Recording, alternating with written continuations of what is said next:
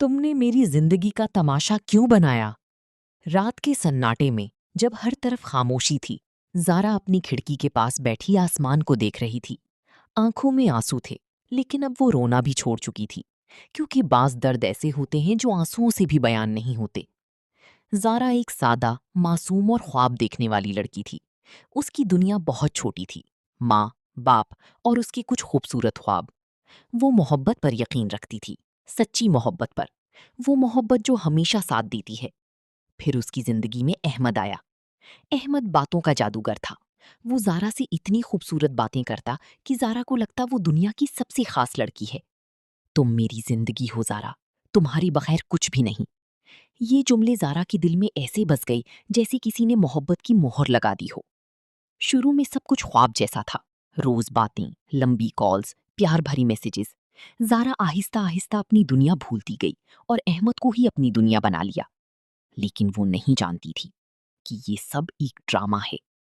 कुछ महीनों बाद अहमद बदलने लगा। कॉल्स कम हो गईं, मैसेजेस का जवाब देर से आने लगा। और फिर एक दिन, ज़ारा, मुझे थोड़ा स्पेस चाहिए। ये सुनकर ज़ारा की दिल पर जैसे किसी ने छुरी चला दी हो। स्पेस? लेकिन क्यों अहमद? क्या मैंने कुछ गलत किया? ज़ारा ने कांपती हुई आवाज में पूछा। यार, तुम बहुत ओवर हो जाती हो। मुझे ये सब पसंद नहीं। ये वो अहमद नहीं था जिसने कहा था तुम मेरी जिंदगी हो। ज़ारा हर दिन खुद को बदलने लगी। वो वही बनने की कोशिश करती रही जो अहमद चाहता था। अपनी खुशियां, अपनी पसंद, अपनी इज्जत, सब कुछ कुर्बान कर दिया सिर्फ इस एक रिश्ते के लिए।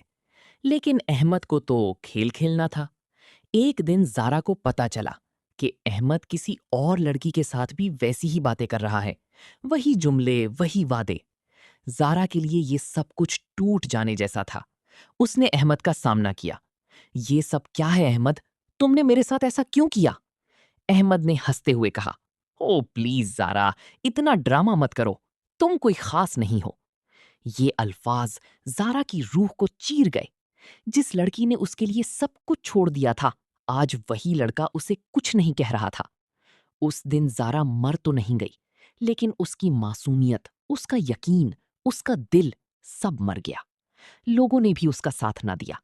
तुमने ही खुद को इतना इन्वॉल्व किया था। लड़कियां ही ऐसी होती हैं। हर कोई उसे ही कसूरवार ठहराने लगा। ज़ारा पहले जैसी नहीं रही थी। वो हंसती थी, मगर सिर्फ लोगों के सामने। अकेले में वो टूट चुकी थी। वो खुद से सवाल करती, क्या मेरी मोहब्बत गलत थी या मैं ही गलत थी? महीने गुजर गए। एक दिन ज़ारा ने आईने में खुद को देखा। आंखों के नीचे सियाह हल्के, चेहरे पर उदासी और एक सवाल, क्या मैं हमेशा ऐसे ही रहूंगी? उसी लम्हे उसने फैसला किया, नहीं, अब बस। उसने आहिस्ता आहिस्ता खुद को संभालना शुरू किया। पढ़ाई पर ध्यान दिया, अपने ख्वाबों को दोबारा जिंदा किया और सबसे अहम, खुद से मोहब्बत करना सीखा। अहमद ने उसे तोड़ा जरूर था, लेकिन खत्म नहीं कर सका। कुछ वक्त बाद ज़ारा वही लड़की बन गई, मगर इस बार ज्यादा मजबूत, ज्यादा समझदार। एक दिन अहमद वापस आया। ज़ारा, मुझे तुम्हारी याद आती है, मैंने गलती की। ज़ारा ने सुकून से उसकी तरफ देखा और सिर्फ इतना कहा, तुमने मेरी जिंदगी का तमाशा बनाया था, लेकिन मैंने अपनी जिंदगी को फिर से संवार लिया। अब तुम इस कहानी का हिस्सा नहीं हो। और वो वहां से चली गई। इस बार बगैर आंसुओं के, बगैर कमजोर हुए। सबक: किसी की मीठी बातों पर अपनी पूरी जिंदगी कुर्बान मत करें। जो शख्स आपकी इज्जत ना करे, वो कभी आपसे मोहब्बत नहीं कर सकता। और सबसे अहम, खुद से मोहब्बत करना सीखें, क्योंकि जो खुद से मोहब्बत करता है, वो कभी किसी का तमाशा नहीं बनता। डॉट शिकास्ट।